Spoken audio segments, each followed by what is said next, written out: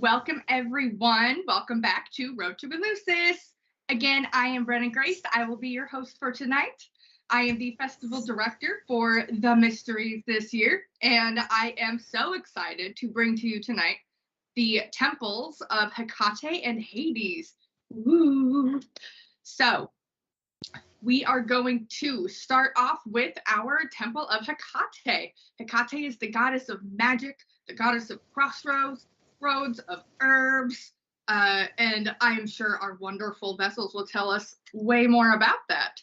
So don't forget that after this at 7 p.m. we're going to be joining Temple of Hades and asking them questions. So please remember, ask your questions in the chats.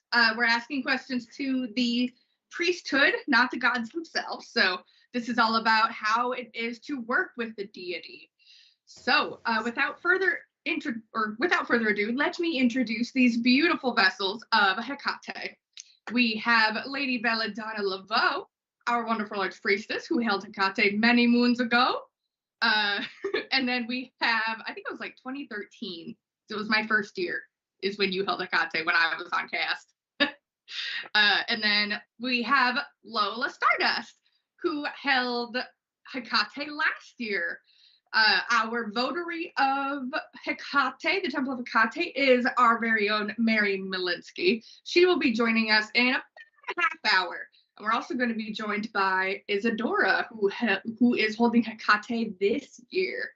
Ooh, she's getting ready to come in, and she'll join us as soon as she is done. So, without further ado, let's just go ahead and ask our questions. I will say that Hekate is never late. She always arrives exactly when she means to. That is absolutely true. It is true. So, to get started, what was the first thing that you were excited to work with Hekate on? And then what did you end up focusing more on? Like when you got the role of Hekate, what did you think was going to happen versus what happened? Go ahead, Ella. You want me to go first? Well, I thought that I was going to feel all powerful and slightly aggressive. And I was slightly aggressive. Dusty got me a Larimar to soften my personality when I wasn't being invoked. Because, I'm a lot. I don't know if y'all know, but I'm a lot. But one of the things that happened to me was it was the first year, my very first year I was Hekate, and I was also the Ferd and the ritual director. So it was a lot, for my first year at Spring Mysteries and holding a casserole and running the mysteries and all of that. And the church was in a bit of a state with the transition, and so there was a lot of feelings. And so I kept finding myself just wanting to go to bed. And one of the other priestesses of Hekate came to see me in my room. And I'm like, I just want to lay in the bed. And she said, yeah, this is what she does. She just lays in the bed all the time. She doesn't want to be out there with everybody. And I did not realize, now my Hekate is veiled from head to toe. She has something on her head. And she is just covered like widow's weeds. Like she's covered in black all the time. I don't really see her face. Same thing with Persephone, only red. And I did not realize that she did not like her face in the sunlight. When she was in the underworld, she didn't need the veil. But when she was not in the underworld, she had to wear the veil. And that was even when I wasn't in costume. She's like, I can't go out in the sun. So that was unexpected. But I love her quiet energy. She doesn't have to yell because all she has to do is gesture and people are like, let me go do it. And the kneeling, Lola, when you were holding Hekate in Second Life, when I was Hekate in Second Life, we have these avatars in Second Life that are invoked all the time, and she's super powerful. But one of the things is that she wanted everybody to kneel, and I thought that was weird. like I didn't expect that. But then I came up when I was not invoked a few years later. Lola was doing the exact same ritual. She was Hekate on her throne. And I came up and I immediately wanted to go to my knees. And then I looked around and everybody else was on their knees too. And I was like, oh, this is a thing. This is a real thing. And it's the thing I love about vessels holding different roles is that the person steps back and you can see the commonalities that everybody expresses. So that's my answer. Thank you, Bella. What about you, Lola? Expectations versus what happened. It was, well, of course, I've been working with Hekate for like 10 years at that point. So I thought I knew, there's Mary. I thought I knew her pretty darn well, you know? So I thought, well, I'm going to go into this and I'm just going to be like, yeah, I'm Hekate. I know this. What happened was this was my first time on cast. We were in the heaviest part of pandemic. My dad was dying in the hospital. So there was all this stuff going on. And what ended up happening was she became, to me, she was so, oh my gosh, she was so quiet. Like what Bella said, there was this quiet, but strength and like very compassionate, very motherly, very loving. I got to, and again, I'm getting the goosebumps. I got to witness so much love from her. And there was a lot of sadness, and I felt very disconnected from everyone. And I did not know if it was because it was my first time and I was on the computer, so I didn't get to see everyone, or if that, or Hekate likes to distance herself. She likes to be in her cave. She likes to hide out, like Bella said, just wants to sleep. I didn't want to see anybody. I was really shocked at that. And I just was like, what is going on? So yeah, expectation versus reality was completely different. Expectation was, I got this. I know what she does. Reality was, ugh, I don't want to see anyone. I don't want to talk to anyone. But when you need me, I will be there and I will be very compassionate and loving. Thank you, Lola. And we have our wonderful votary, Lady Mary Malinsky, who has joined us. Hi, we are talking about, as you heard, what we expected when we first got the role of Demeanor versus what we experienced, because it is a very different kind of experience. Oh, and look. Hekate. I mean Hekate. Not Demeanor. Oh my God. Gosh, what I expected versus what I experienced.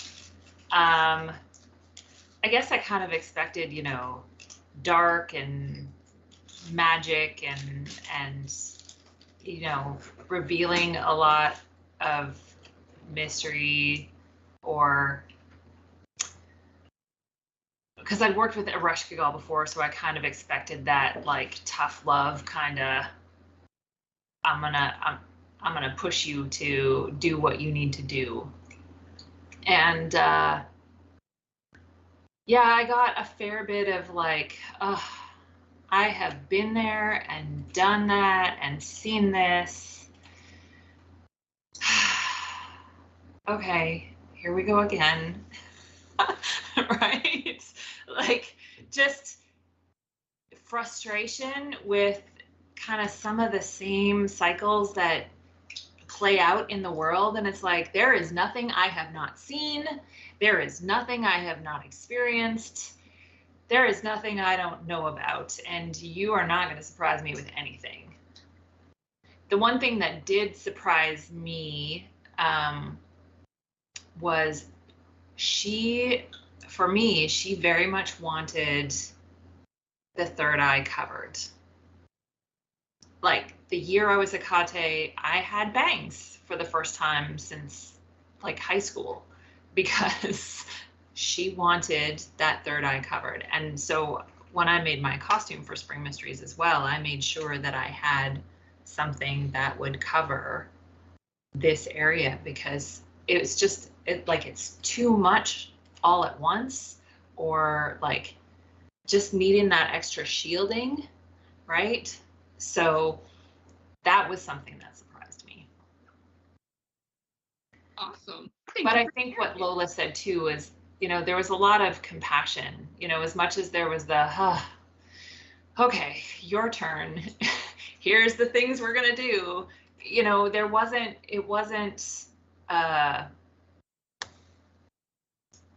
It was maybe resignation and not irritation, if that makes sense.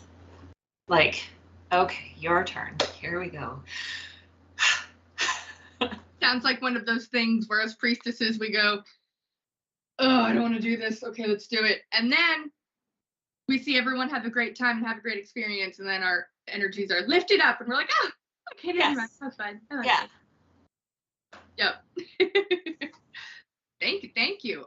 We have our first question from the audience. We have, where'd it go? There it is. Chris asks, I'm curious what is with the keys in the background. Mary, would you like to talk about the keys in the background? Well, keys are one of Hekate's main symbols because she is the keeper of the keys of wisdom. So I think all of us as priestesses have a collection of skeleton keys. I know I have a bunch on a ring, and I have one tied on my cords, and I have, several different ones on my altar, because it is that symbol of knowledge and wisdom. It's unlocking the doors to the mysteries of life.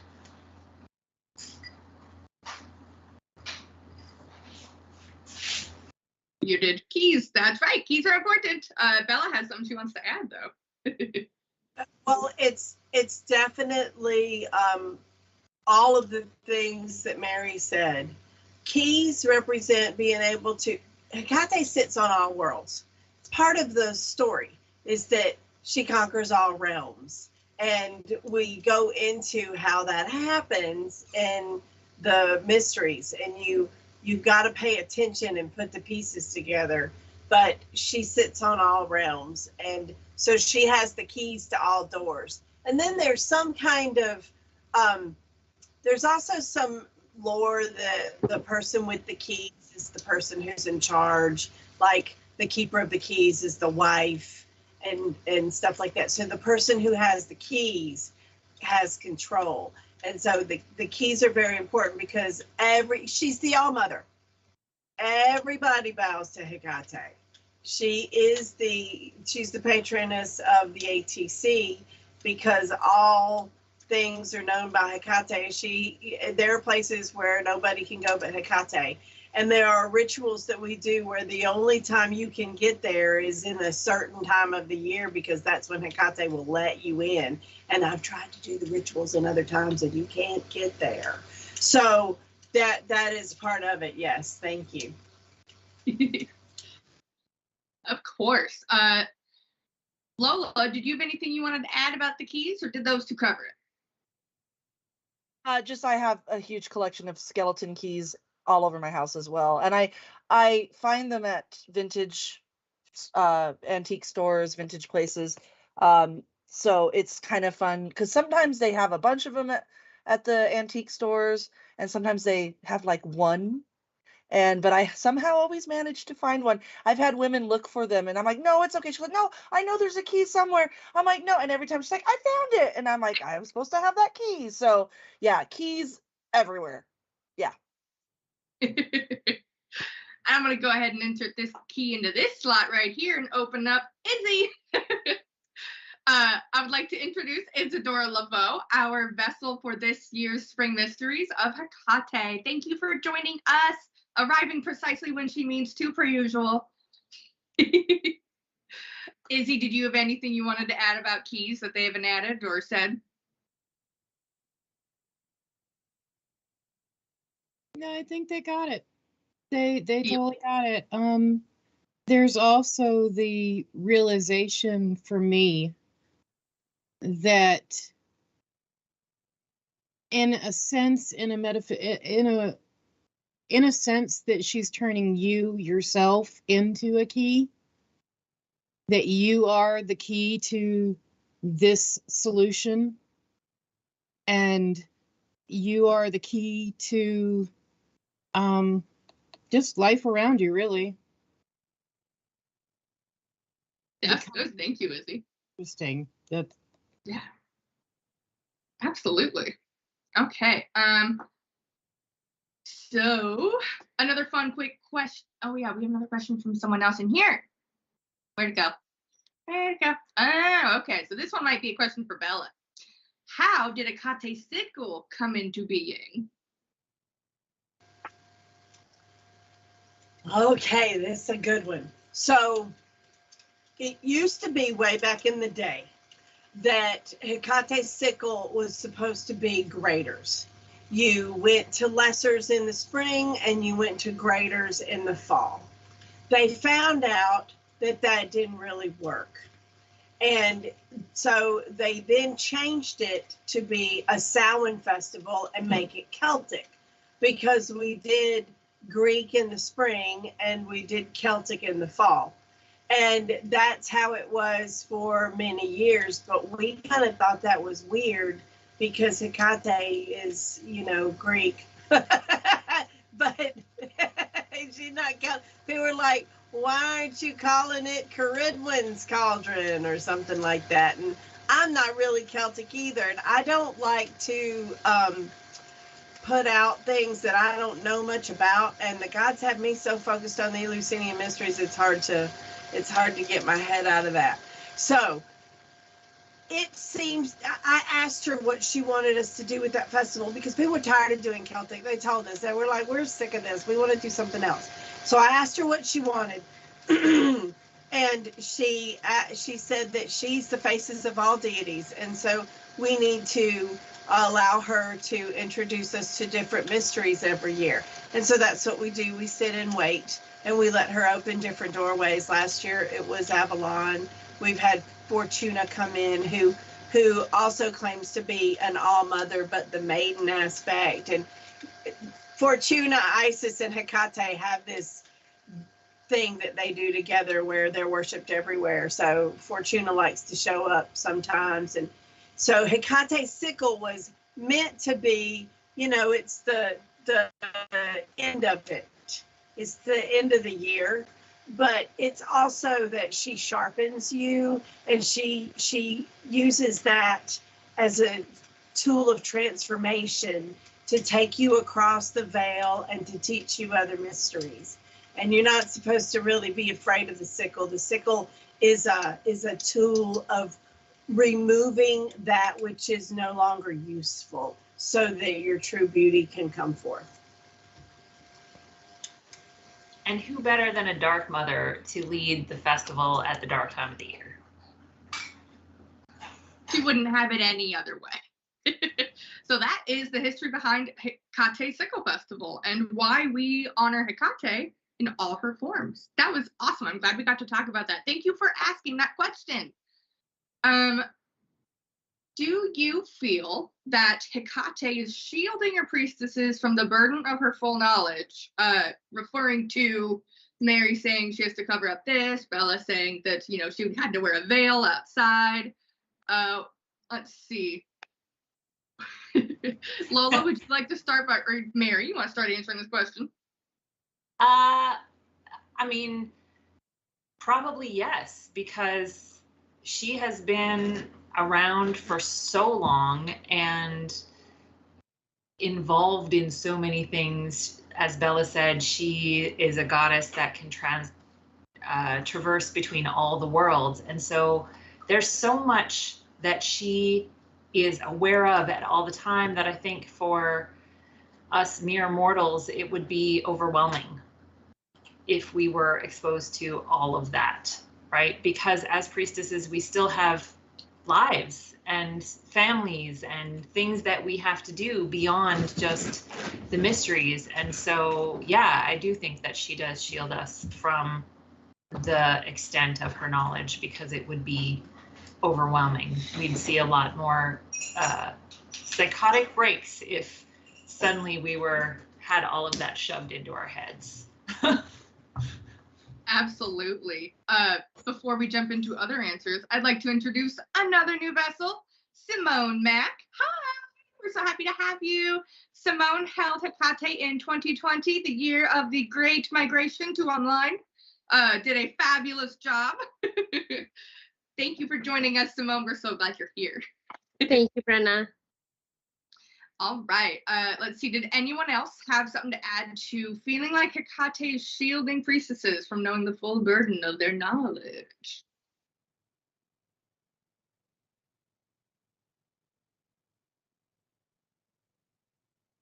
I don't have anything to add other than Mary is absolutely 1000% correct. With what she does provide, I think that's enough. She gives you just enough to deal with and have enough fun with that you do want more, but she knows you can't take it right then. So yeah, Mary is 1000% correct. Awesome. Okay. Oh, I love this question. Can you talk about her other symbols and icons? Hound, torch, etc. I'm enjoying hearing about you share about her. Thank you for your service, says Ryan. Thank you, Ryan. Let's see. Who would like to talk about a symbol or a new icon that we haven't we've already touched on keys. Simone, you want to talk about Hound? I was just gonna say, actually. So I actually have a black dog, and it was really magical to be able to connect with that aspect of Hekate, being her priestess. And hounds and her have such a vast story. There's so many myths that involve them together. And I think the one that really caught to me was that the leader of her pack was actually a Trojan queen that she saved from death at the fall of Troy, and transformed her into the first hellhound in her pack. And then that started this whole journey for having many hounds. And it's incredible to think of, like, as witches in death and passing, being rescued and saved and transformed into a messenger, a keeper, a guardian, a protector, and a guide to a goddess that you revere. So I found that to be so powerful. And Hekate brought me my black hound way back in the day when I first got my midnight. And it's just amazing, the relationship that you have between an animal and, as a priestess, being able to lean into that and lean into our animal bodies, the way that our physical forms carry us, teach us, protect us, guide us. And as a witch, I think it's so easy to be caught in the astral realm, in the stars, in the other world, in the in-between, and having a physical familiar, especially a dog that's like really large and grounding for you, reminds us to be here in earth. Walk your dog, take care of yourself. And it really connects between that higher realm and the lower realm. That's one thing that I learned, having a hound and working with her mysteries of the hound. Thank you so much for sharing, Simone. Does someone else want to talk about another symbol? Lola. Spiders. Oh my gosh. So I have a weird relationship with spiders. They have been part of my life since I was a kid. I don't know what it is about them, but I was always fascinated with them. I read somewhere that I get bit by spiders all the time. I wake up with spider bites all the time, all over my hands, all the time. And I thought everyone did. I thought everyone gets bit by spiders all the time. Apparently they don't, because my mom and dad and my parents' house were like, "What is going on? Why do you have all these spider bites?" And no one else did. My siblings, same in my house here. I get bit by them all the time. My husband doesn't, my kids don't. And so I just like, what is this connection to spiders? And I think, for me personally, I think my whole life she's been marking me. I really do. I feel like she just found me and was marking me. And when I kind of came to this realization, I felt very protective of spiders. I love them. I am not afraid of them anymore. I used to be really afraid of them. We do not kill spiders in our house. we set them free, or we leave them in our house because they get rid of all the other stuff. Spiders are amazing. And I highly suggest, if you are afraid of spiders, to just do some research on them, because they're just awesome. And I think, I'm not sure, I assumed the connection of the spider was the web and the weaving and, how we're all connected. But I also like to say, because, in later times, Hekate became associated with, the scary stuff. So I also kind of do that, like bats and spiders and all the gothy stuff that I absolutely love. Wearing my bat dress right now. So yeah, I love spiders.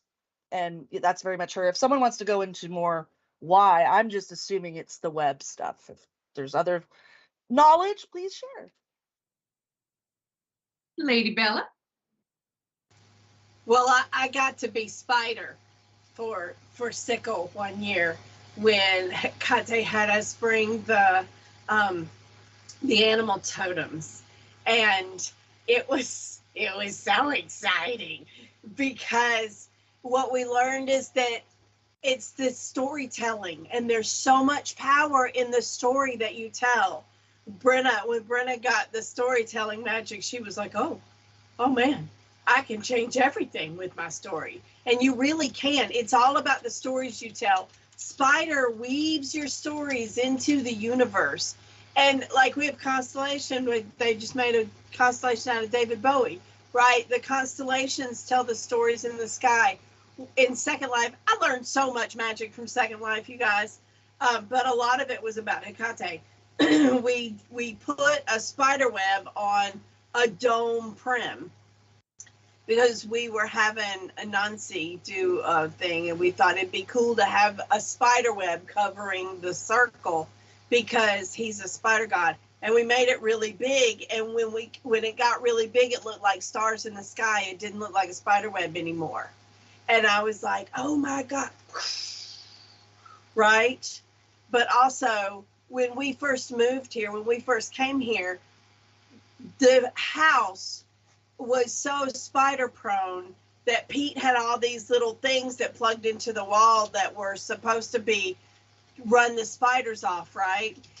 Britta's laughing because she knows his story, and it would drive me crazy. I was like, we've got to unplug this thing. What is this? And Pete would say, humans can't hear that noise. And I went, okay, well, it goes click, click, click. And so I was like, why are you trying to run spiders out of Hekate's house? Come on, yo. And so I pulled them all out of the wall and chucked them. And up in the Hekate shrine, there's this hidden door. And every once in a while, we think we're going to go in there and clean it out. And whoever opens the door finds all the spiders and closes it back real quick. So we have an abundance of spiders up here at the Mother Church, but they never bother me. I've never been bitten that I know of by a spider in the middle of the night. Lola, that's you, baby. But I might do a little bit of biting. I don't know. Can confirm I will never look in that creepy room in the Hekate shrine. I refuse. Hekate's worked her magic on me with spiders too, but not that. I'm not that good. All right. Okay, so this is a good question, Catherine. I'm going to go ahead and answer this real quick, and then Bella can always add if I miss anything out. So she's asking about the priestesses and what called them personally to the goddess. So I want to go over a little bit how priestesses are chosen for these temples. Bella, would you like to cover that real quick? Absolutely. So when we are assigning roles for Sickle or Spring Mysteries, the directors get together, and the directors are third degrees or esteemed second degrees. And we get together and we prayerfully ask who gets what role. So the priestesses are chosen by Hekate herself. Like, we ask her who she wants, and it comes out and we discuss. We're like, what do you think? What do you think? And we prayerfully do the work. So all the vessels are chosen by the gods. We don't pick them. and people, Simone could probably comment on this. She was like, I want to be this one thing. And we're like, yeah, but this was what you were chosen. And then she was like, that was exactly what I needed. I thought I was wanting this, but I actually wanted this. And it turned out just perfectly. People find that their paths are intertwined and they learn so much from being a vessel. And it's very important that we prayerfully allow the gods to guide us to choose these, or else they wouldn't be so perfect. I say every year, this cast is perfect. How do we keep getting the perfect cast? And it's because it's chosen by deity. So I hope that answers the question. Certainly. And as our temples have developed and grown over the years, we also look to the temples for help deciding on who will hold that role next year as well. Sometimes it's super obvious to us who this deity is choosing, but sometimes it's not obvious. And so if we have, if the directors say like, wow, I don't really know who Aries is choosing this year, let's go talk to the votary in the Temple of Aries, see if they have any ideas, because they're in that energy and they know the energy and they see it too. So that's been really cool too, to work with the temples to then bring in the new priesthood up. It's so cool. It's all growing and happening and it's great. Okay. So I hope that answers your question, Catherine. That's a good one. And I want to make sure people know that this is sacred work and the gods choose what we do. So the next question I will be asking y'all is, what kind of blessings would you ask from Hekate for? Here we go. Who would like to start off? Mary would. I think whenever you are having trouble making a decision, so Hekate is a goddess of crossroads, right? So if you are at a place in your life where I'm like, I don't know what to do next. Do I do this? Do I do that? Do I go over here? What should I do? That is a perfect time to ask for Hekate's guidance, because she, as the goddess of the crossroads, she won't necessarily just tell you which path to take, because she doesn't, some lessons must be learned for oneself. But she will like illuminate with her torch, here's potential, like, here's what might happen if you take this road. Here's what might happen if you take this road. Here's what might happen if you make this choice. And so she will guide you in that way. She won't tell you what to do, but she'll help illuminate for you what these choices might bring about in your life, so that you can make a decision from a place of information and knowledge, rather than, stabbing out in the dark.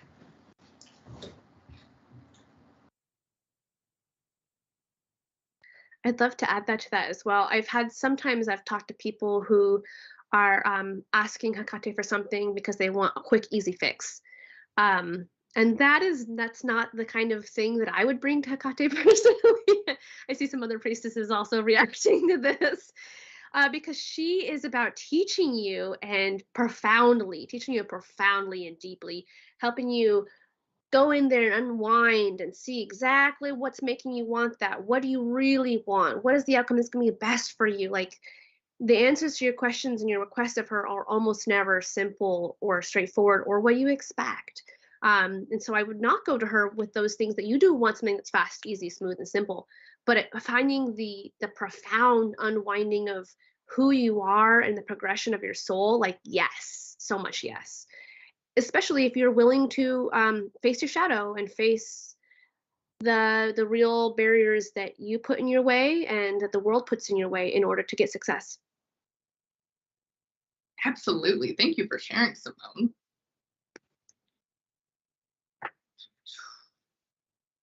What about Izzy? Do you have anything you wanted to add to that you've experienced with Hekate? Blessings that she might enjoy giving out to people?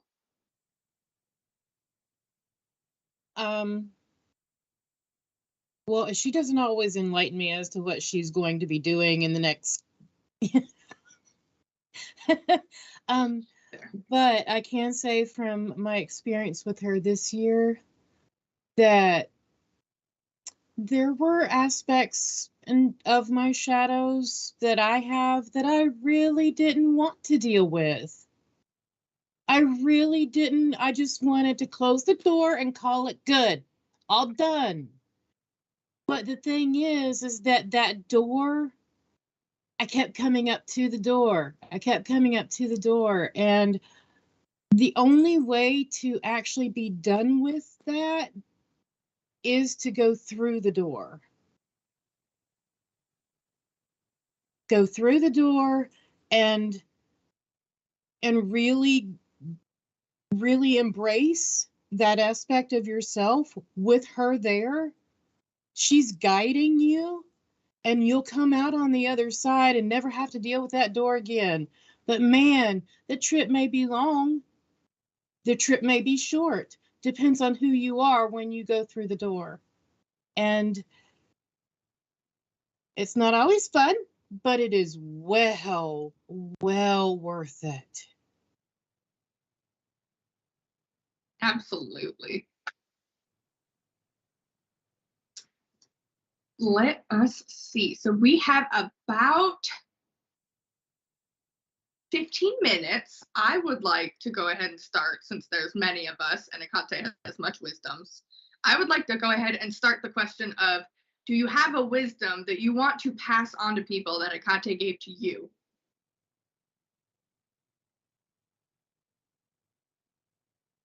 Yes, Lola.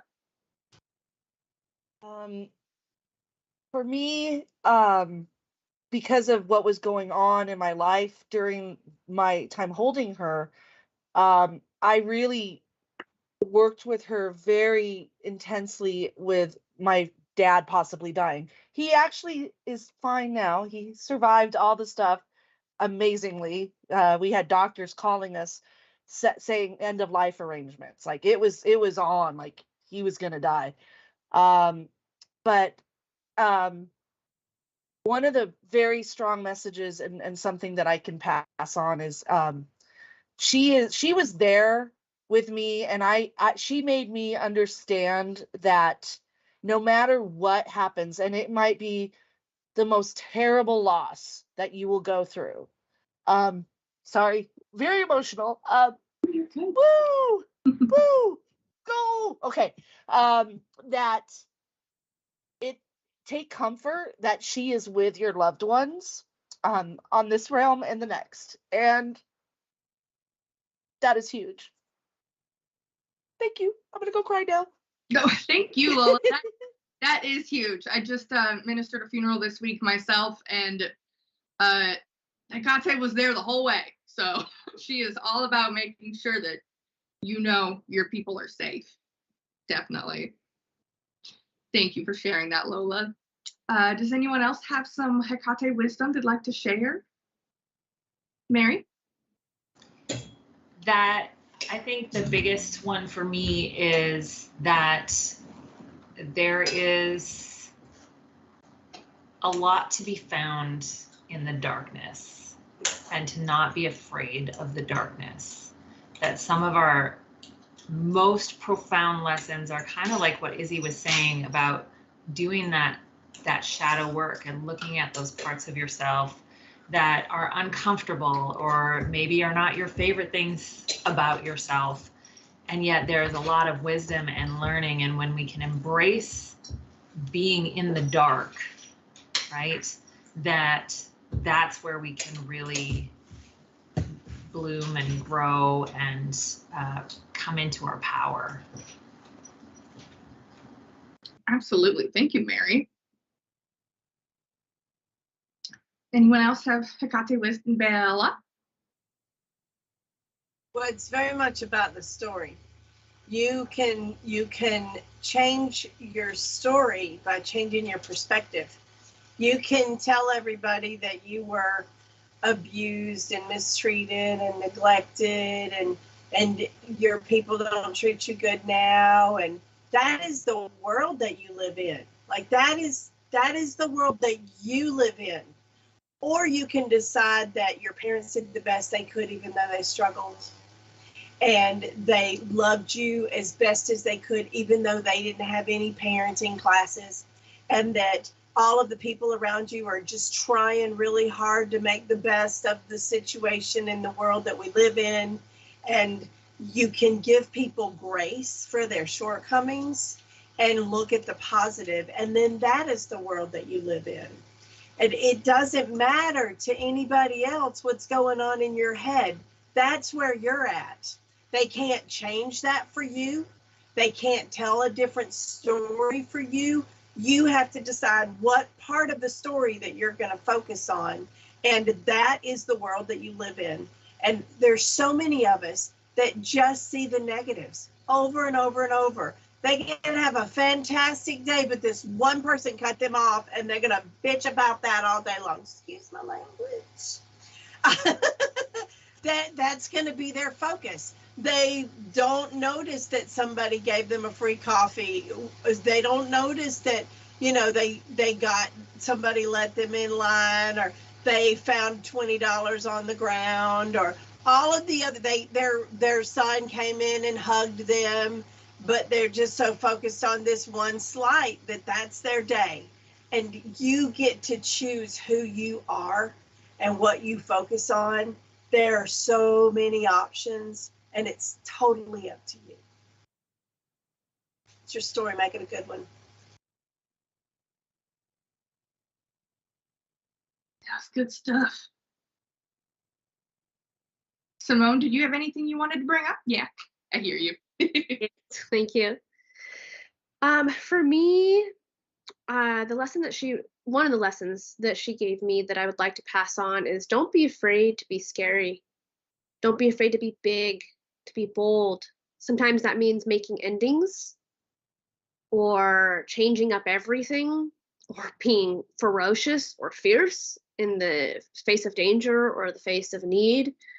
But especially I think as women, sometimes it's hard for us to really embody a really scary, intense, powerful energy, and letting her take you there in safe ways can be really transformative and powerful. Thank you, Simone. I know Izzy shared with us a little bit what she has learned from Hekate. Did you have anything you wanted to add?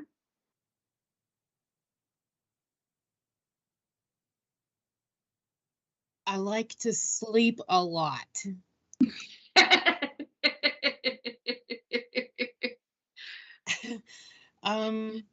And it's because you're more open to receiving her information when you're sleeping. I didn't realize that until she had me sleeping a lot more, and I'm going, wait a minute, this is not good. I spent all my time with you, so I had to learn how to delegate that. But yeah, your mind is very open, and you can actually feel your mind while you're sleeping. So Fun. and my relatives who have passed on are still here and love me very much. They won't leave me alone. Is that a big one with Hekate? You see, well, dead people, for lack of a better term. Yep. Ah! Yes. I mostly hear dead people, but it's not really a hear, it's a feeling. Fair. And part of that, it's the stuff that you don't want to let go. And so that's also behind closed doors and you don't want to open it. And then when the door gets opened anyway, it's okay, I have to deal with this now. And then, yeah, so there's lessons that can be had in that too. And just, you can communicate with your loved ones. Even if you can't hear them, they can hear you. And they are right there cheering you on, whether you can sense them or not. Thank you, Isadora. Okay, so this is a fun question that I would love for one of you to answer. For those of us just starting on this journey and thinking how they are sensing Hekate's call, how do you know it's her? Does she work with other deities well? Well, they're all. You think it's her? Oh, sorry, Bella. They're all Hekate. Go ahead, Mary. I was gonna say, if you think Hekate is calling you, she's calling you. She's just waiting for you to wake up. Come on.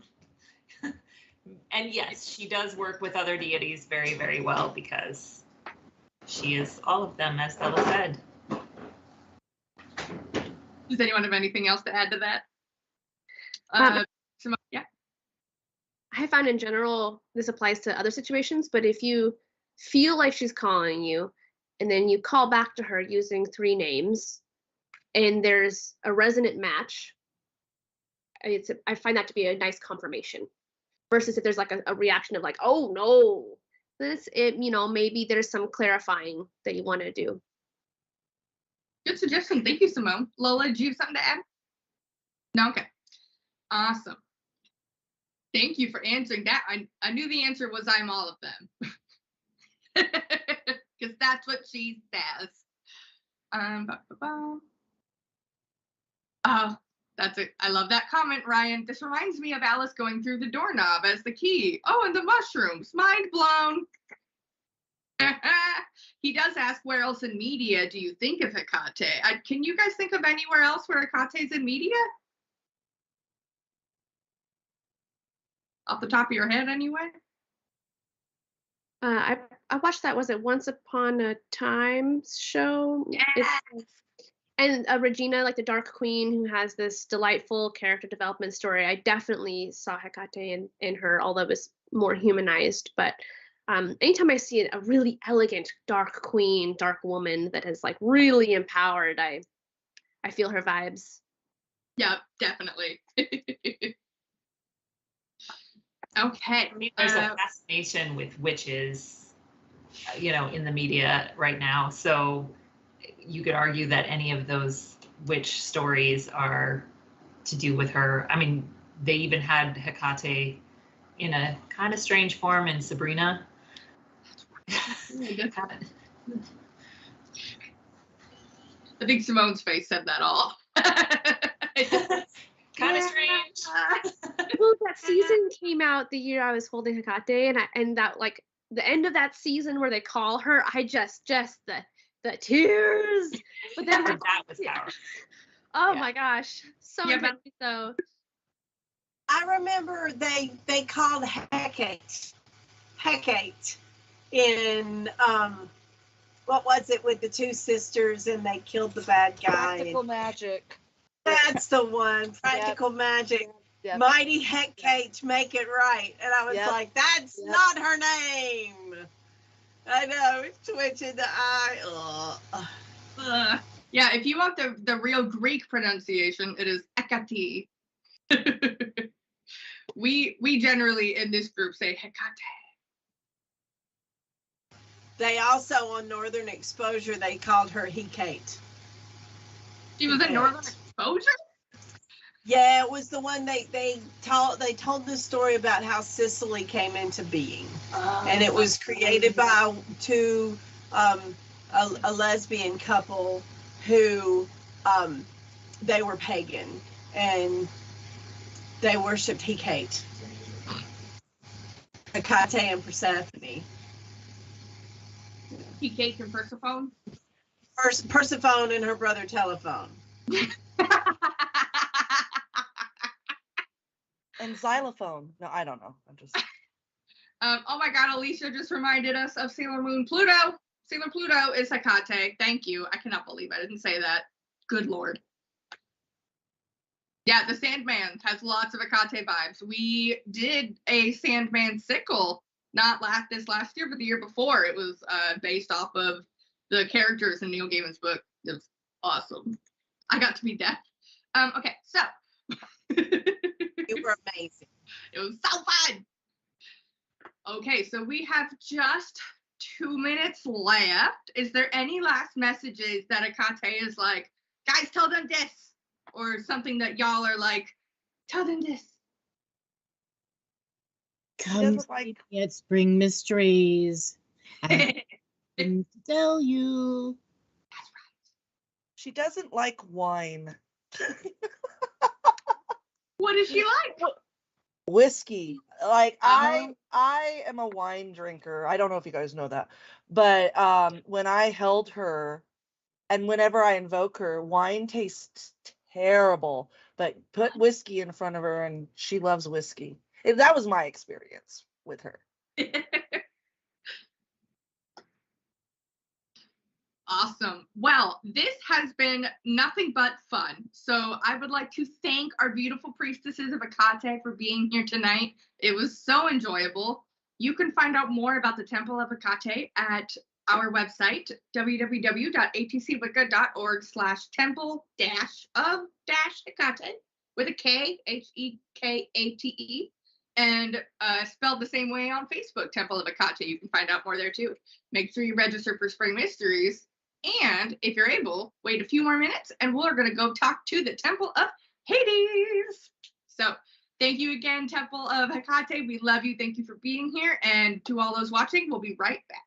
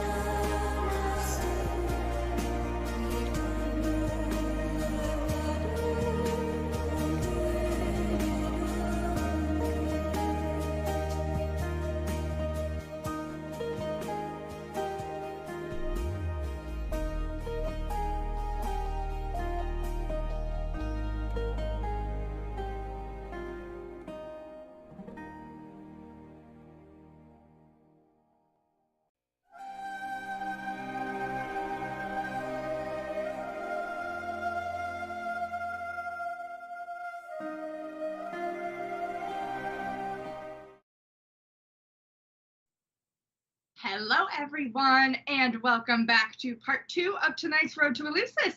Tonight we have the Temple of Hades. Hades? Hello? Are you there? I'm working. There you are. I am stuff proud to to do. introduce the votary of the Temple of Hermes, Lord Daryl Delph. Yeah. Hermes? Did I say Hermes? Yep. Man, I've been screwing up big time. You know I called Hekate Demeter earlier? Okay, so our votary of the Temple Hermes. of Hades is Lord Daryl Delph. Thank you for joining us. And of course, our vessel for last year is Lord Dusty Dion. Thank you for joining us. And our current vessel for this year is, once again, Daryl Delph.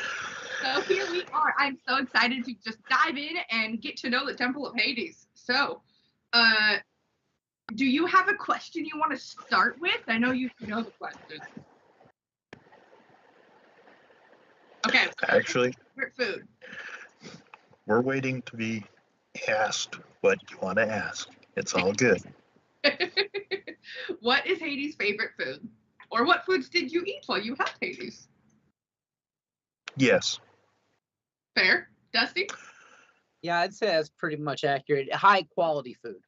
Of course, of course. He doesn't eat junk food. Yeah.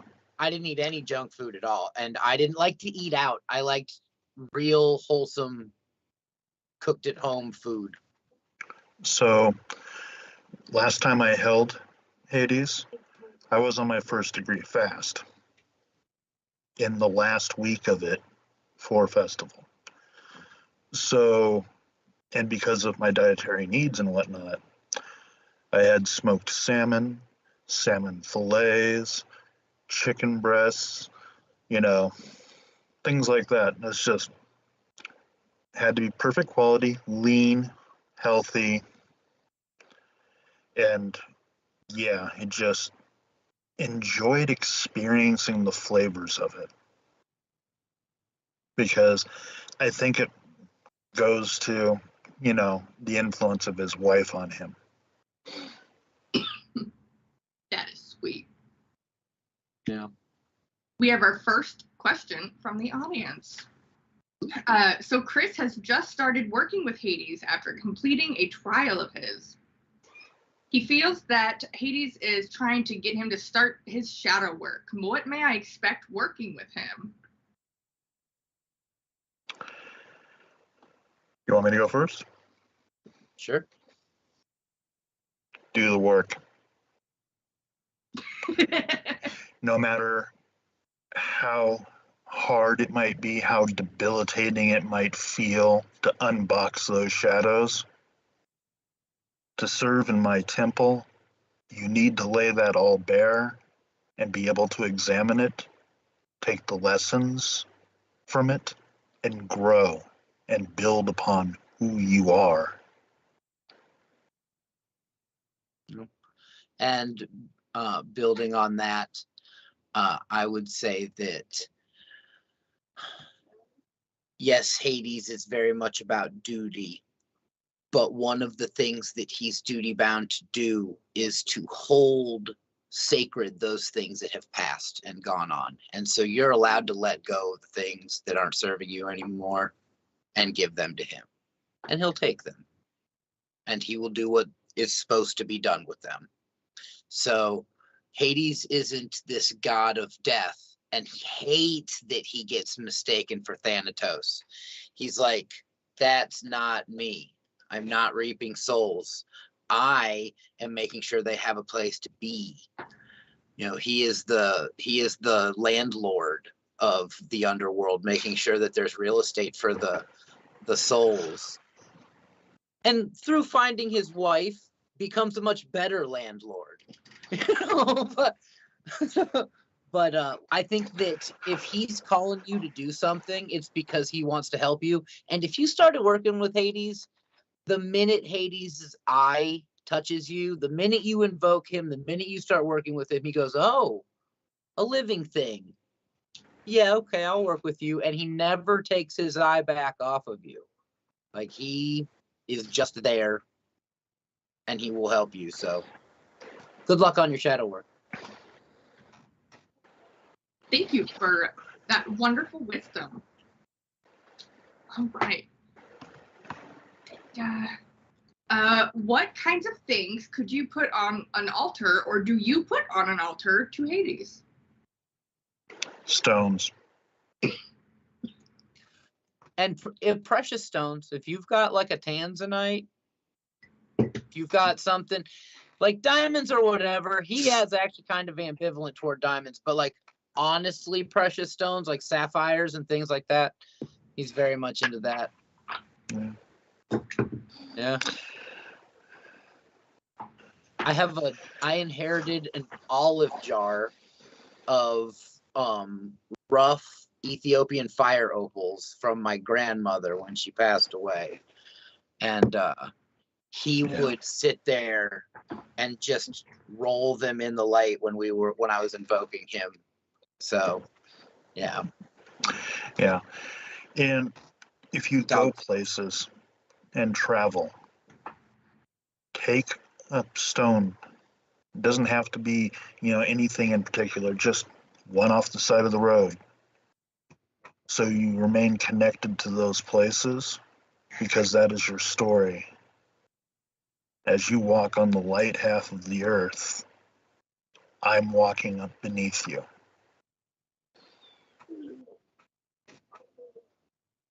So I've got you.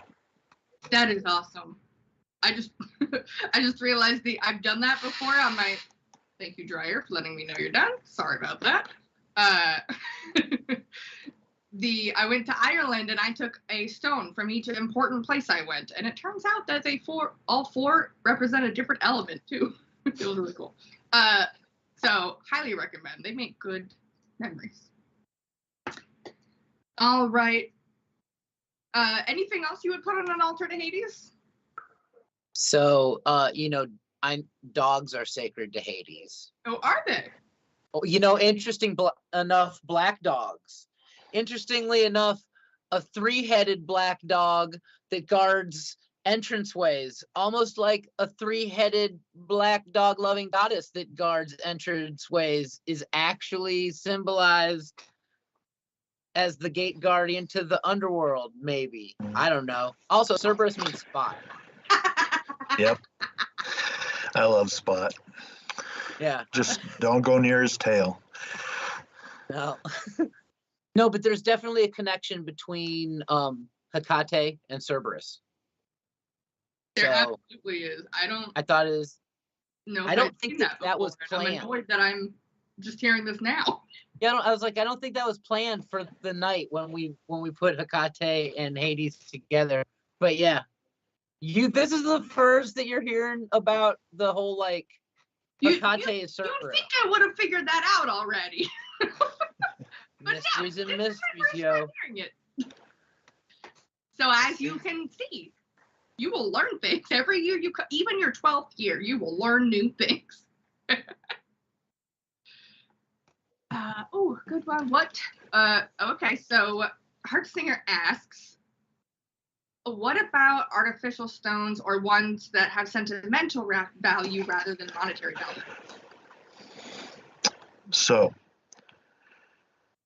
artificial, everything comes from the earth. You've rearranged the components of it to be something else, but it's still of the earth. So, an artificial stone still works. Because when you get down to the chemistry of it, it's still part of the earth. Sentimental energy is definitely something, period, that can be on a Hades altar. If it has sentimental value to you, something that is past that's being held in your heart, that's totally something that would be okay for Hades altar, I do believe. Another thing that goes along the lines of this, you pay the ferryman, and everybody thinks that you pay the ferryman a drachma, a penny, a gold coin, whatever it may be. it isn't always that. It is something of value that was yours. I saw someone said something about the tea kettle, so I'm just going to hold it up. Sorry. Mm-hmm. And then- So it's not just coins. That's why you hear occasionally obols. Is in certain eras, iron nails were more often given because those were the most valuable, the most high tech for their era.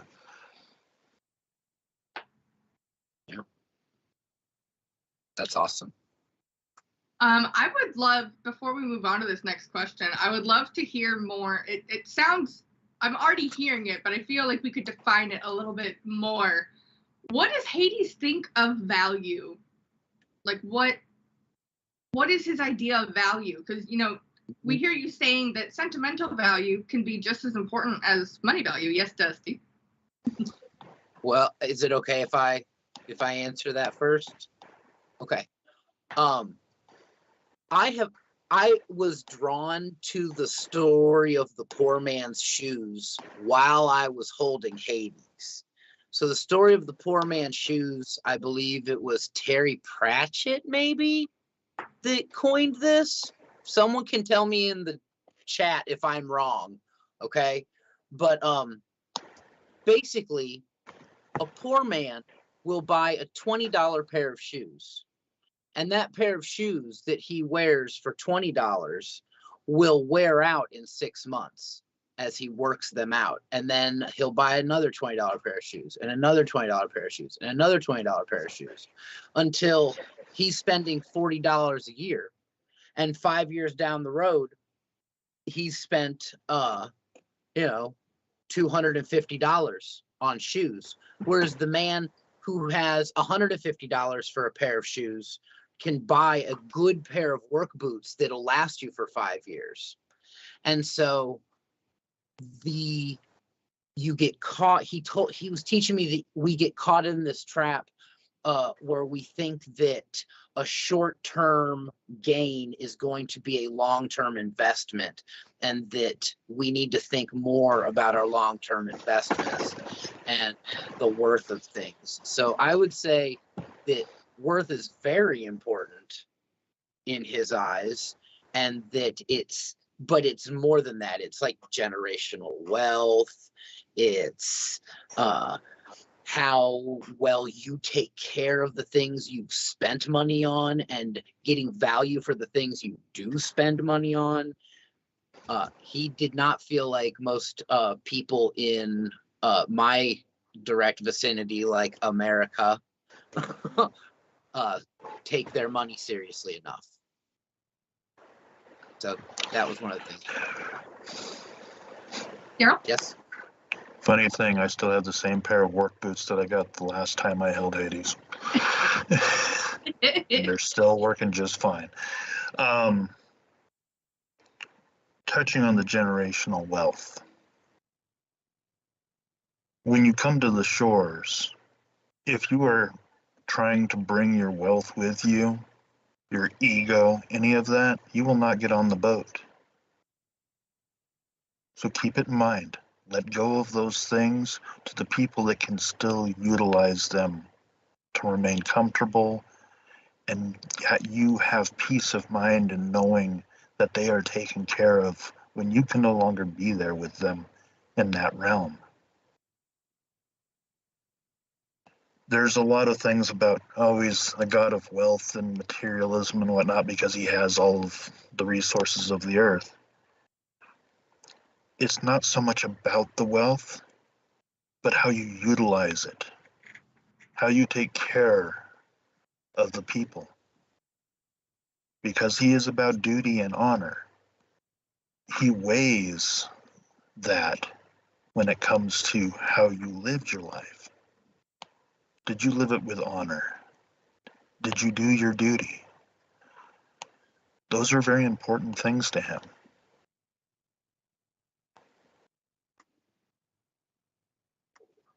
That was beautiful. Thank you both for sharing that. All right. Okay. Oh, I love this question. Would it be inappropriate or appropriate to give an offering of dog biscuits to Hekate or Hades for the good doggos at the underworld? That's good. That's good. Yeah. Very good. appropriate. It's even better Super if you good. give it to a doggo. So we always we make sure that there's not. Okay, so at the tab, we put our actual food offerings at the feet of the statues in the circle. And we always make sure that they are dog safe food offerings, because we figure, since there's always dogs that live at the Aquarian Tabernacle Church because it's Hekate's house, that when they go up and they eat that bread and that ham or whatever it is that's up there, that's the goddess accepting the offering. So yeah, giving offerings to the doggos, good stuff. Very good stuff. If you haven't read Lore Olympus, that really, I think, encapsulates how Hades feels about dogs. Like, it's so good. It's so good. He's got like 30 dogs in that comic, and they've all got names. Well, it's really like 6, but you find out he's a dog daddy. Pretty good. On that note, how does Lord Hades feel about his representation in modern movies and comics? So, because of the demonization of pagan deities by other religious groups in the world, the concept of darkness, or that which resides in the earth being evil, is always going to color that view. He is about as evil as the Christian God. And actually, when holding him, last time my grandmother passed and my wife's grandmother passed, and we had to go to 2 different Catholic funerals. And the whole time I've got him sitting there going, see, I'm their God. They just don't realize it. They're all a death cult. Because all of their reward is in the afterlife. And, well, it's true. Their reward is in the afterlife. Wish they would have done more while they were here, but that's okay. And they do a good job amassing wealth. Yeah. So there's that. That is true. So I have found that he does like the Lore Olympus representation of him. Like as odd as it is, Punderworld. He likes his Punderworld, which is another comic that really delves into the relationship from a place of, duty and love and escaping your problems. And man, Lore Olympus is so good. Lore Olympus is so good. If you're not reading it, you're not reading it, you're missing it. Now tell me, what parts of our good old favorite movie, The Story of Heracles, what was your favorite part of Hades in that movie? Is it when your hair goes out? Yeah, well, is my hair out? So I have a story about that. So yay. I'm at Circle one time, and we were burning cords from that we tied at the beginning of the year, at the end of the year, and we had them in the cauldron, and someone was supposed to have put kerosene in the cauldron. And for those that don't know, kerosene lights very slowly. It lights very slowly. It's not fumey. It's very gentle. So the person who was supposed to put kerosene in the cauldron put Coleman fuel in the cauldron, which is gasoline. And that's very... So when I leaned down over top of the cauldron and lit it, it shot like a cannon, because it was in a cauldron, straight up, a pillar of flame that engulfed my whole head. I had my eyes open. I watched it, and I jumped from the middle of the circle all the way to the north altar, which is 9 feet. Foot in one jump. And I went, whoa, is my hair out? Because I cannot help but be a jackass, even in dangerous situations. And Bella is on the other side of the circle, slowing down time.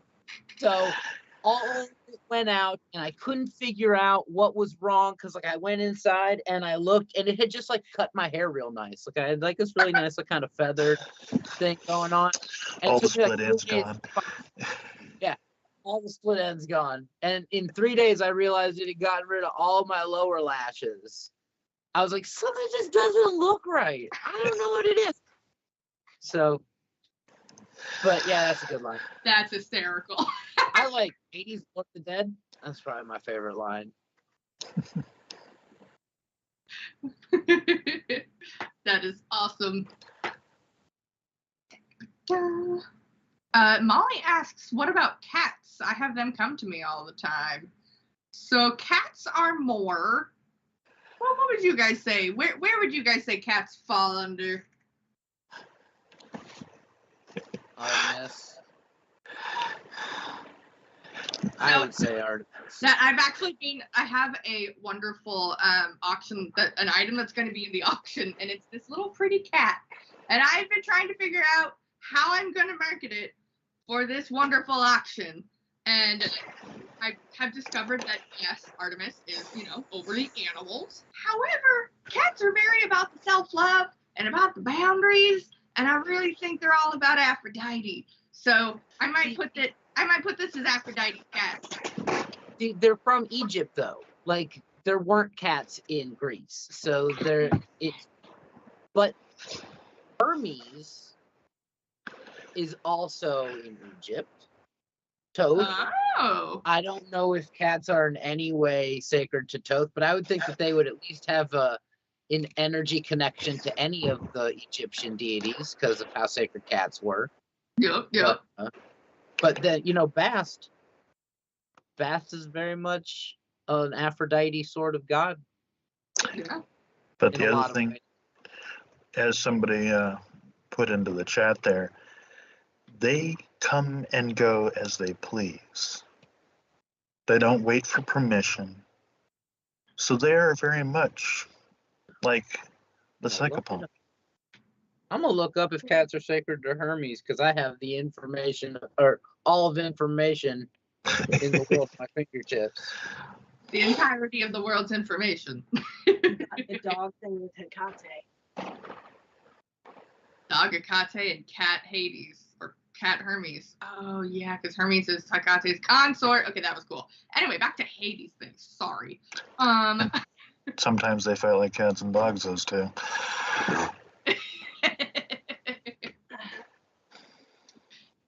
This says Alright. Artemis. Yep, that's what my book of the secret teachings of the ages says too. Ooh, Good book. Good that's book. a good book.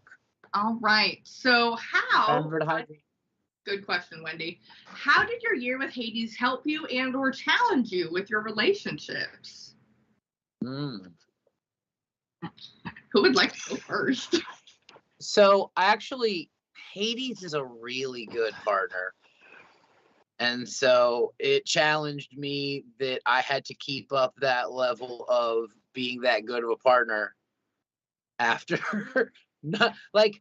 So Zeus is actually an oddly doting husband as well.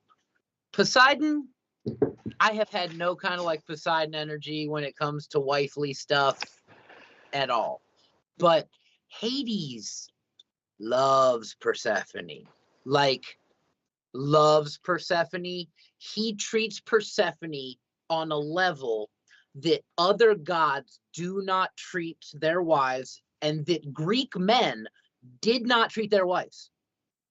He treated her as an equal and doesn't screw around on her. They don't have a bunch of myths of him being unfaithful. It made very positive changes in my relationship when it comes to how much I knew that I loved my partner. So, the first year I worked with this energy, my wife was cast as the ferryman. So that was an interesting comedy routine. But the one who was cast for Persephone, he had nothing but absolute respect and admiration for her. There was no hint of needing to step away from my current relationship to go be with this vessel of Persephone. It was very much, that is the vessel, that is the priestess. Yes, she's holding my wife, but there are limits, and they will be respected. And this year, my wife is my Persephone. And yeah. And he loves her greatly.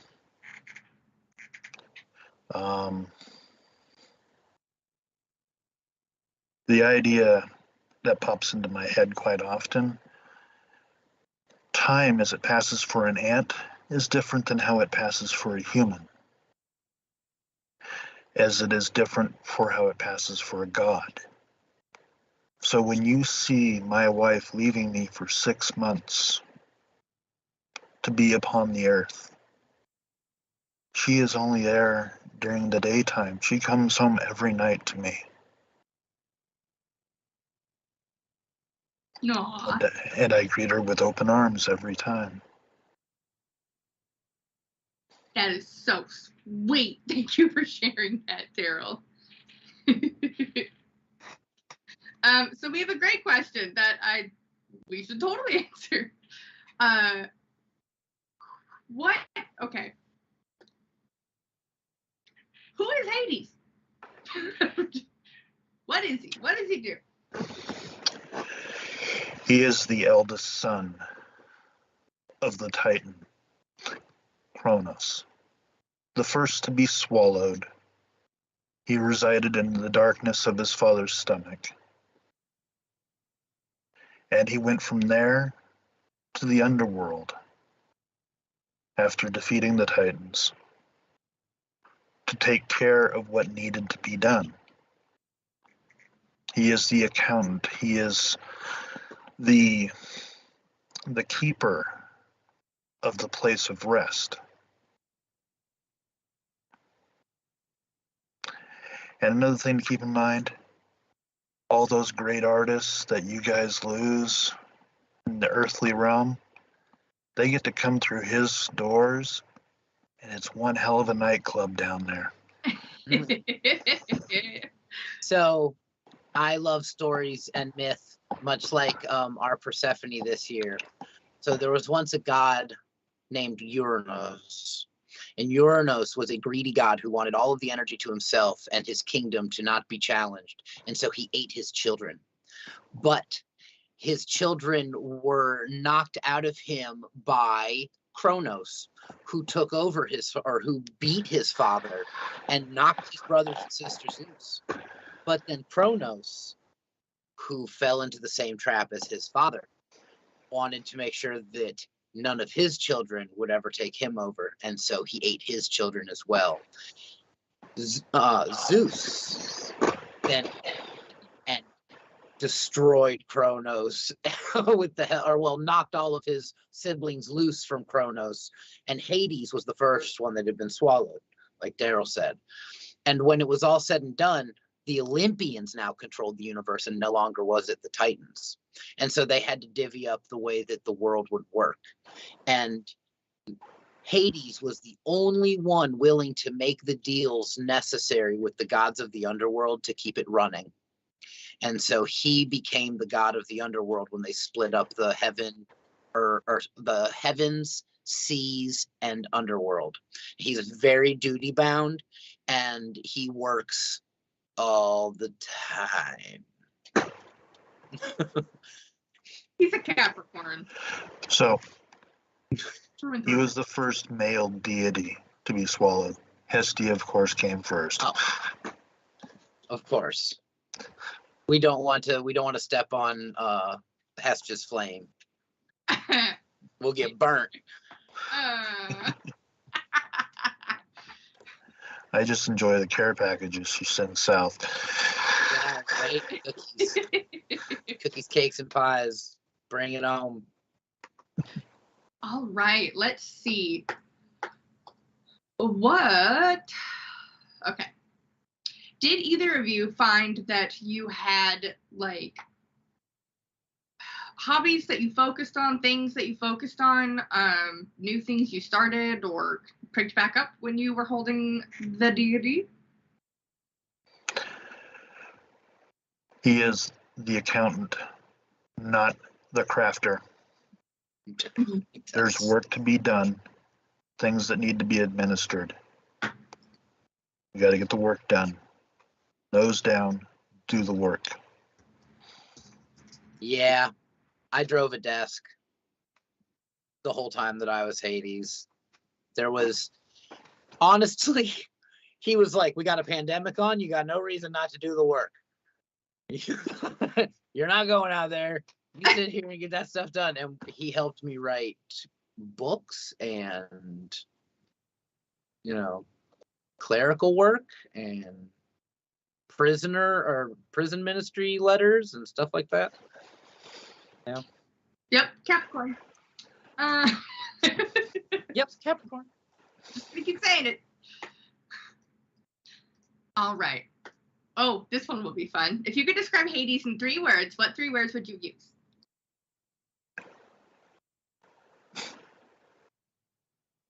Duty, honor, love. Those are good ones. Those are good ones. Okay, pretend you have to pick 3 different ones. Yep, I am. I'm thinking. I would say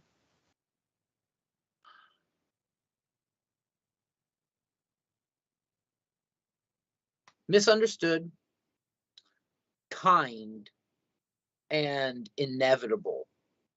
Ooh, good ones. Ooh, inevitable. I like that. Okay. Wendy asks, what surprised you about the Dark Lord?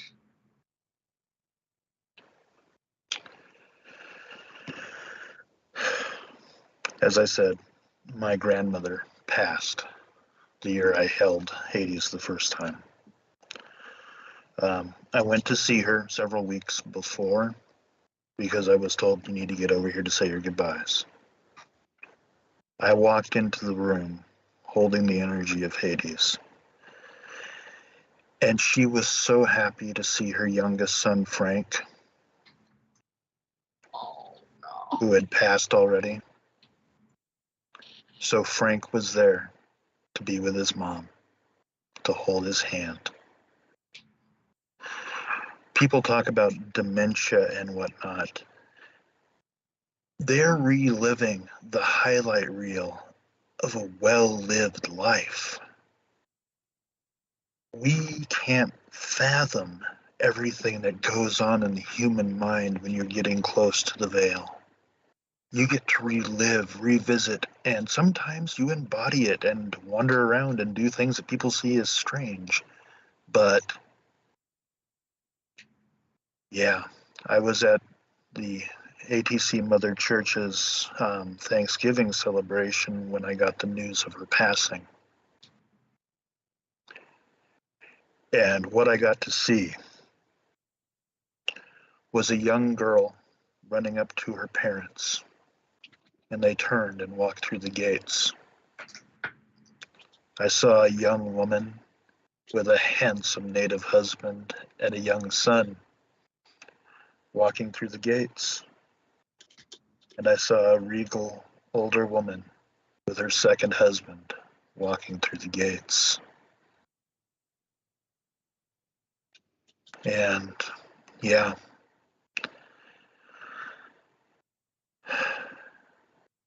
the underworld is the underworld. No matter what faith you are, it is where souls go to rest. And everybody is in the same place, but their subjective reality paints it a different color.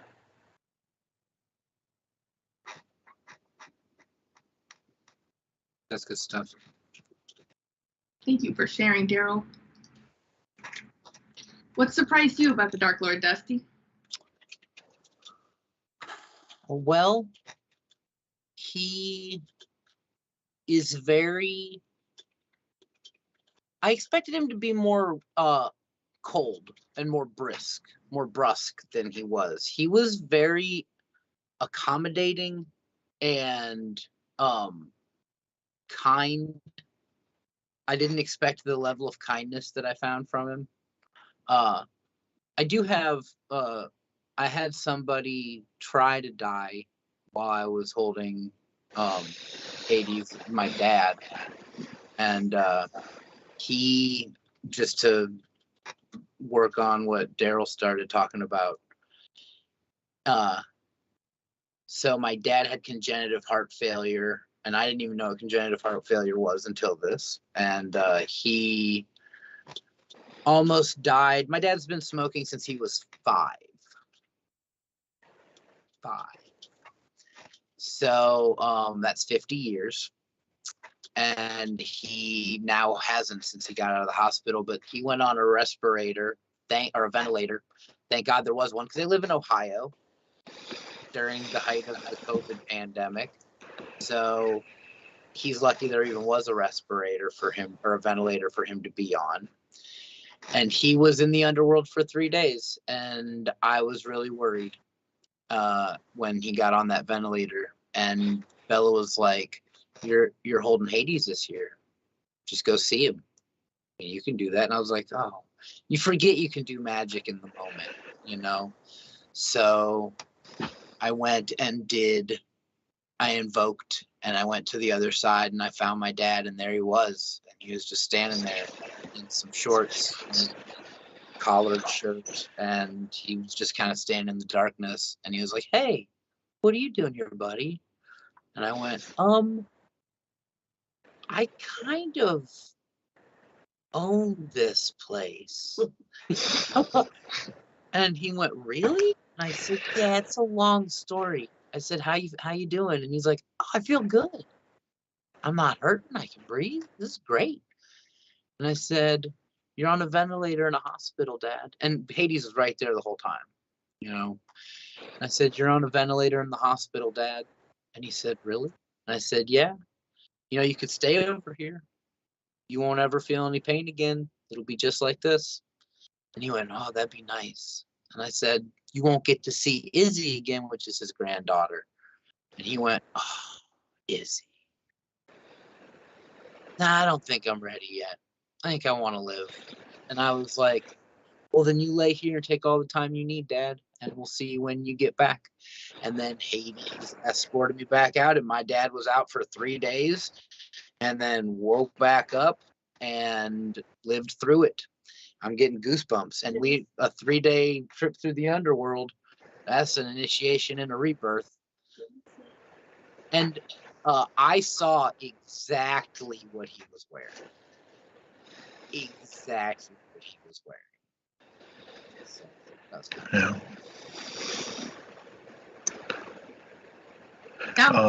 Thank you both for sharing. Do you have more to add, Daryl? Another thing that comes through with me, because I deal with a lot of people that are neurodivergent, and before Persephone comes into the situation, his mannerisms and his focus is very much autistic. Do not upset the order of things. This is the way it's supposed to be. This is how it's done. Nobody deviates from this schedule. If you deviate from it, it screws everything up, and I can't deal with that.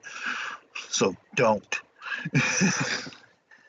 And the whole courtship and everything, he was trying to do it the right way. He was like, "Okay, these are the customs that have been laid out.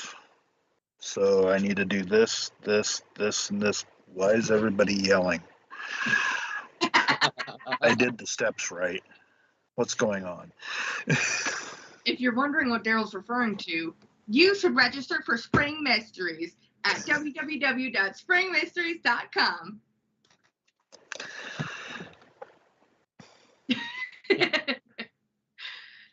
All right. Ryan. Oh, Ryan. Ryan's discovered a mystery, y'all.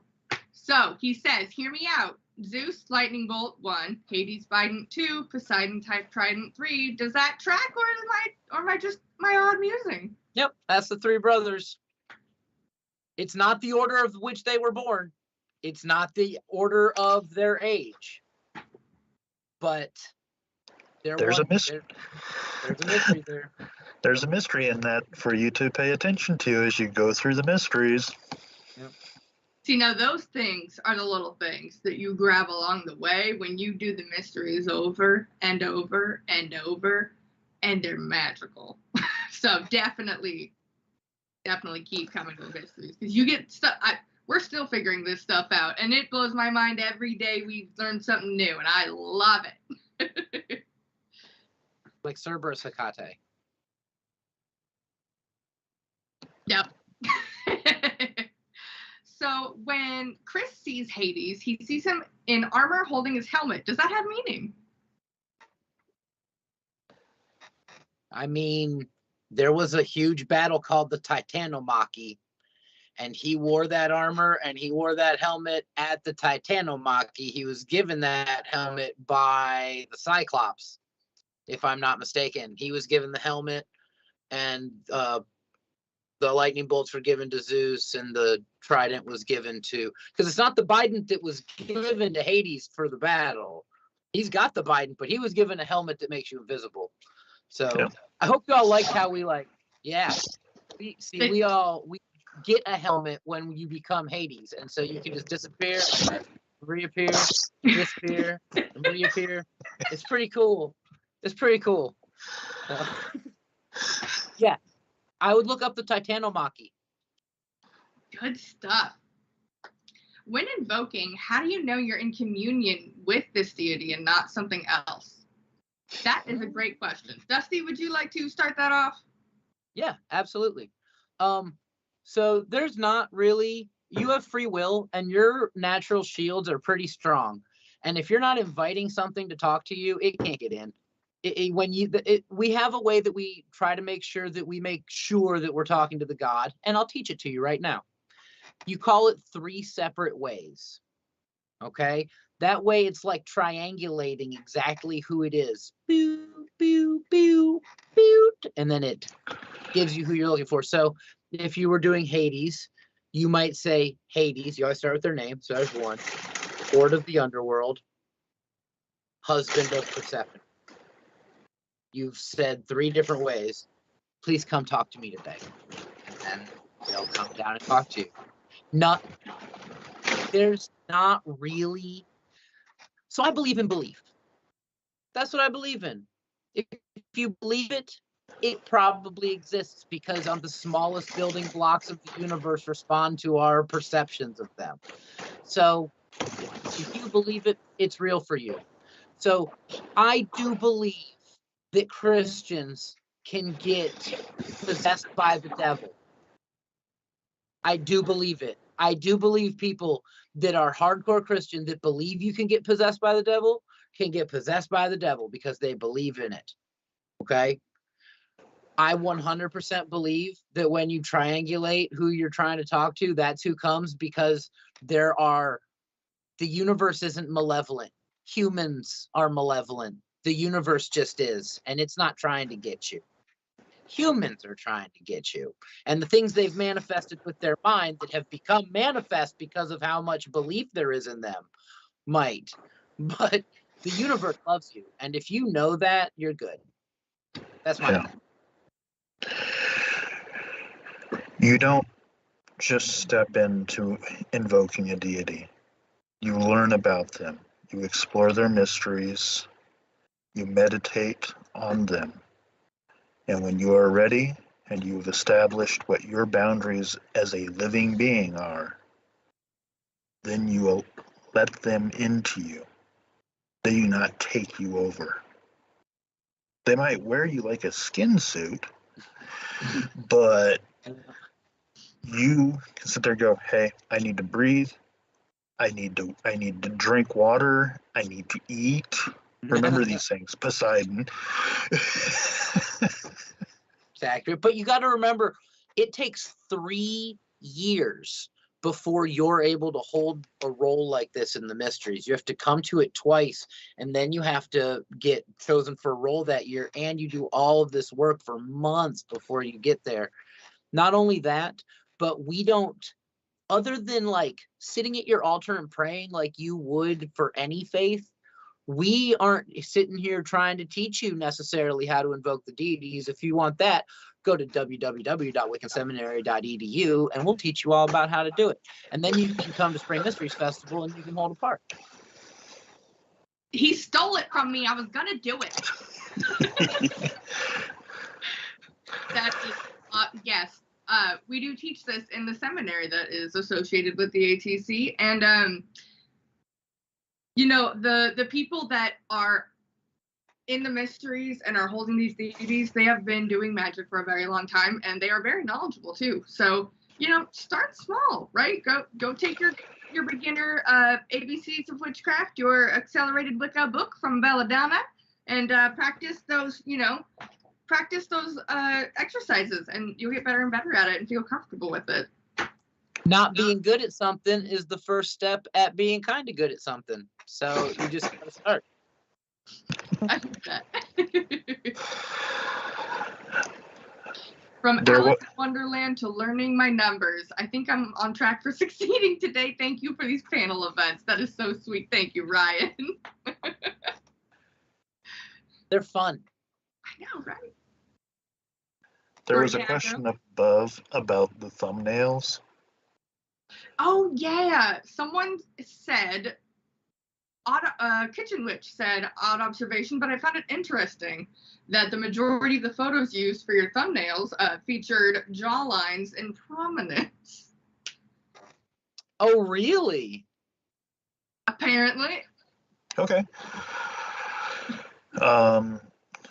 Most Greek paintings and whatnot always had the gods in profile, so the men had, you know, beards and whatnot that stuck out, so there was always that prominent jawline. You will find if you look at photos of our vessels holding the deity, they all look stupid alike. And when I say stupid alike, I mean so much alike, it's ridiculous. If you look at all the Aphrodite photos together, we all look like we could actually be sisters, but we all look nothing alike. that energy comes over you when we take our photos. We take them in vote, and that energy comes over you and really comes out in the photo. Yeah. All right. Okay, so we are at 7:48, so it is time for the wisdoms. Do you have something that you want to tell the people watching that Hades told you?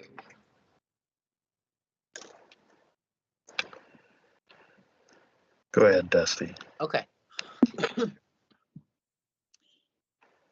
Hades is not just a god of the underworld.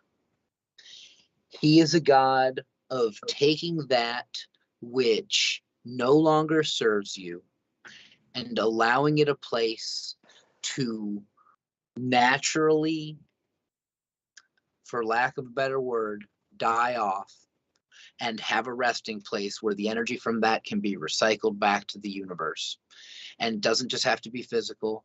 It can be emotional. It can be mental. It can be communal. If you need something to go away via, but you want it to be done in a sacred way, then this isn't like a doing bad magic to get someone to go away sort of energy. It's like, I need someone to help me take my dog to the vet to put her down, sort of sacred charge of helping you with a difficult task. He's there for that. And one thing he doesn't like is that he doesn't get called on for that kind of energy as much as he feels like he wants to help with.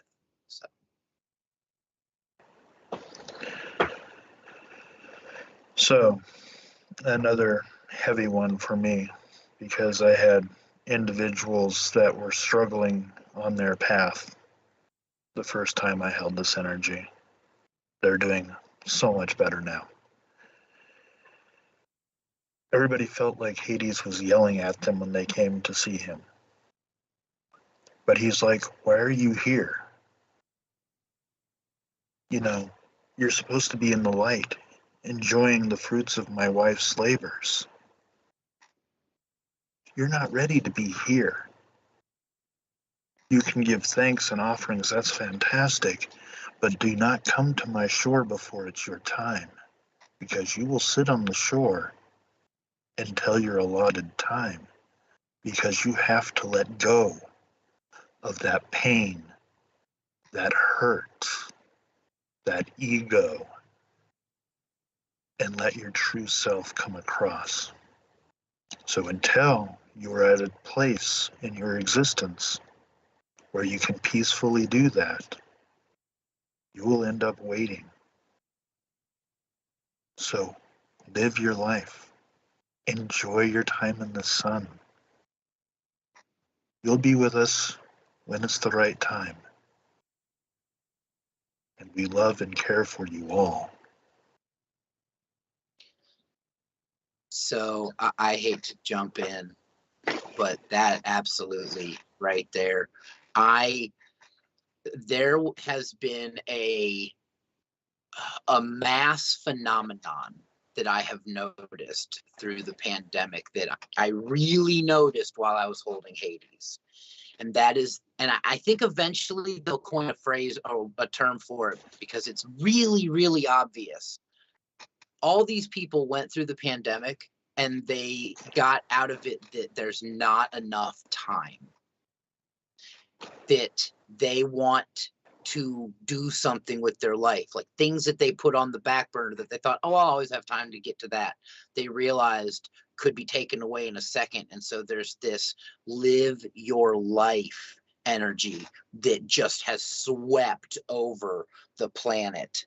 It's why people are leaving their jobs. It's why people are demanding better for themselves, because they realize they only get this much time and they've been wasting it in this grind. Yeah. We've spent 2 to 3 years standing before the gates of the underworld. Live your life. Enjoy your time. Love like there's nothing else in the world. Do everything you can to protect that health so that you can be on here as long as you can. Your body's your temple and it's a gift. Drink your water. Drink your water, eat your food, take your vitamins, take your pills. Well, Dusty and Daryl, this has been a fantastic evening spending it with you two. I've had so much fun. I would like to thank our priests of Hades today for being here with us and sharing their wisdom and knowledge on this wonderful god that you think you know and then you don't. I also would like to remind you that if you want to learn more about the Temple of Hades, which we did have a question back up there, someone asked if the Temple of Hades works with, if the people of Hades do funerals and things like that. And it is one of the charities of the Temple of Hades that we are hoping to get up and running. So the idea is yes. If you want to help or learn more, please feel free to go to atcwicca.org/temple-of-Hades or find Temple of Hades on Facebook, and you can feel free to message us. Feel free to message Hades, learn more, and of course, register for Spring Mysteries at springmysteries.com. There's only 2 more weeks. Y'all should register. So, thank you for watching. I hope y'all have a wonderful night. And next week, we have Demeter and Persephone. Woo! It's our last one next week. Don't miss it. I would like to say real fast, thinking of the future as Hades does, if you come to Spring Mysteries while it's still online, when we're in person, you'll show up as an apopti and get to go through the greater mysteries without having to come a second year. That is also true. Alrighty, thank you everyone for joining us tonight. I hope you have a great evening, and we'll see you on the same bad time, same bad channel next week.